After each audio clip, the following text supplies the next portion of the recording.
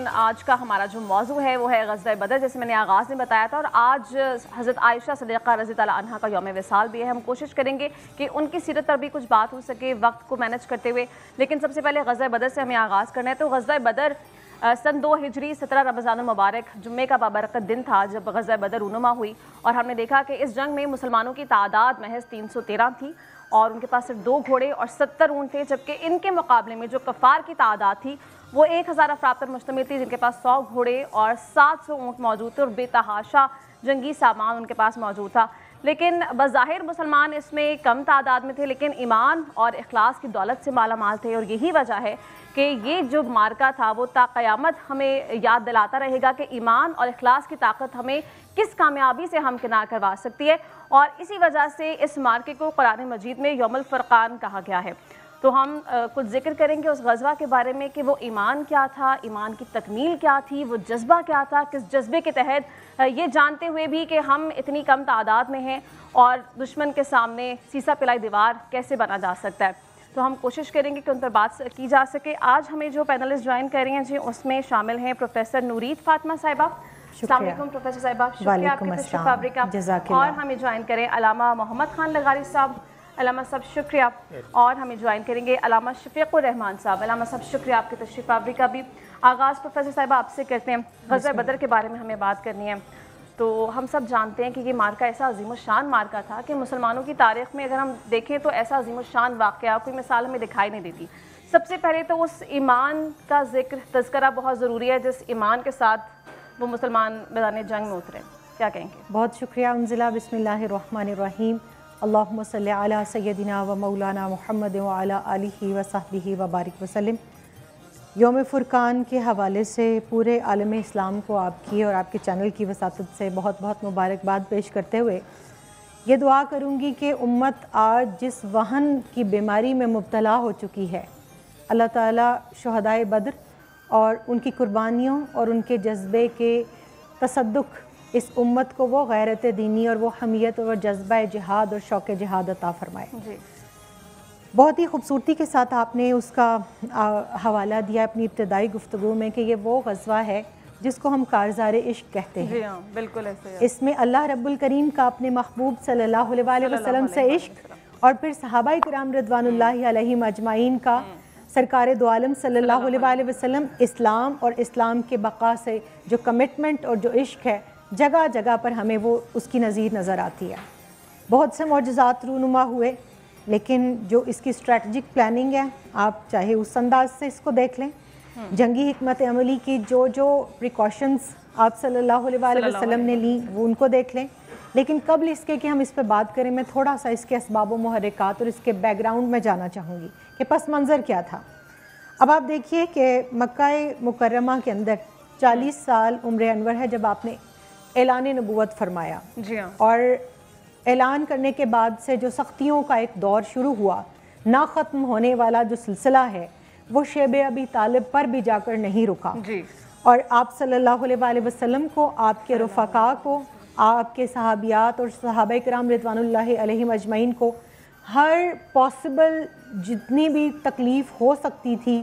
پریشان کیا جا سکتا تھا، اس طرح سے ان کو ستایا گیا، حتیٰ کہ 2 دفعہ حبشہ کی طرف بھی ہجرت کرنا پڑی۔ پھر ہم دیکھتے ہیں کہ بیعت عقبہ اولیٰ ہوئی، پھر اس کے بعد بیعت عقبہ ثانیہ، اور بیعت عقبہ ثانیہ کی جب میں بات کرتی ہوں تو مجھے 2 صحابیات کا یہاں تذکرہ کرنا ہے، حضرت ام عمارہ رضی اللہ تعالیٰ عنہ، حضرت نصیبہ بنت کعب رضی اللہ تعالیٰ عنہ جن کا نام تھا، اور ام عمارہ ان کی کنیت تھی، اور دوسری اسماء بنت عمر رضی اللہ تعالیٰ عنہ۔ تو یہ 2 اس بیعت عقبہ ثانیہ میں بھی شریک تھیں، جہاں سیدنا عباس رضی اللہ تعالیٰ عنہ جو آپ کے چچا تھے، ان سے انصار مدینہ اور تمام جو آئے تھے ڈیلیگیشن 73 لوگ تھے یہ ٹوٹل، انہوں نے ایک کمٹمنٹ کی تھی کہ ہم مر جائیں گے، ہم دائیں لڑیں گے، ہم بائیں لڑیں گے، جو حضرت مقداد اور حضرت سعد رضی اللہ تعالیٰ عنہ جو سپیچ کی مدینہ منورہ کے اندر، یہاں پر سب سے پہلے وہ ریزولوشن پاس ہو رہا ہے اور وہ کمٹمنٹ کر رہے ہیں، وہ معاہدہ ہو رہا ہے کہ ہم اپنی جان قربان کر دیں گے، اور لا یؤمن احدکم حتی اکون احب الیہ من والدہ و ولدہ والناس اجمعین، یہ جو کمٹمنٹ صحابہ نے کی تھی نا، اس کو آج میدان بدر کے اندر پریکٹیکلی انہوں نے ایگزیکیوٹ کر کے ثابت کر دیا کہ ہماری جان، ہمارا مال، ہمارا سب کچھ آپ پر قربان ہوگا۔ پھر آپ دیکھیے 19 مہینے گزرتے ہیں ہجرت کے بعد، اور یہاں بھی ریشہ دوانیاں بند نہیں ہوتی، مور دین 30 ٹائمز مسلمانوں کو یہاں ستایا گیا ہے۔ اور پھر جو مستشرقین اس غزوہ کو اس اینگل سے دیکھتے ہیں کہ نعوذ باللہ یہ تو ایک لوٹ مار کا بہانہ تھا، بہت سارے ایسے عناصر ہیں جنہوں نے اس کو اس طرح سے پورٹری کرنے کی کوشش کی۔ علامہ صاحب، آپ کو میں اس پوائنٹ پہ شامل گفتگو کرنا چاہوں گی۔ ایک تو پس منظر پروفیسر صاحبہ نے بڑا اچھا ایکسپلین کیا، لیکن دین اسلام وہ دین ہے جس نے ہمیشہ حد الامکان یہ کوشش کی کہ امن کا پیغام جائے، امن کا درس دیا۔ وہ ایسی کیا وجہ بنی جب یہ حتمی ڈیڈ لائن تھی کہ اب جو ہے وہ جنگ کا اعلان ہوگا؟ کیا سمجھتے ہیں آپ کہ وہ کون سے حالات تو واقعات ایسے صادر ہوئے کہ یہ ڈیسیجن لینا پڑا؟ بسم اللہ الرحمن الرحیم۔ مجھ سے قبل محترمہ پروفیسر صاحبہ نے بڑے خوبصورت انداز میں اس جنگ کا پس منظر آپ کے سامنے رکھا ہے اور خوبصورتی کے ساتھ اس کو نبھایا بھی ہے۔ گزارش یہ ہے کہ جنگ بدر سے پہلے جو مسلمانوں کی کیفیت تھی مکہ کے اندر، ہمیشہ انہوں نے سختیاں برداشت کی اور کفار نے پے در پے ان پر وار کی۔ جی ہاں، اور شیب ابی طالب کا بھی ذکر کیا، ہجرت حبشہ کا بھی ذکر کیا۔ جب مسلمان مدینہ طیبہ میں آئے تو یہاں پر بھی ان کو آرام اور چین سے نہیں بیٹھنے دیا گیا۔ ان کے قافلے جو جاتے تھے اس تجارت کے لیے، اس کے لیے بھی یہ کوشش کرتے تھے کہ اپنا مال اس کے اندر لگائیں اور جو اس سے منافع ملے وہ سارے کا سارا مسلمانوں کے خلاف خرچ کیا جائے۔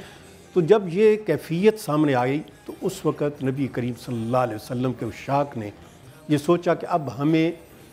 خاموشی سے نہیں بیٹھنا چاہیے، ماریں نہیں کھانی چاہیے، بلکہ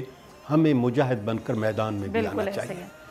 اور یا میں یہ کہنا ضروری سمجھوں گا کہ بدر کے اندر جو قربانیاں پیش کی گئیں، بدر والوں نے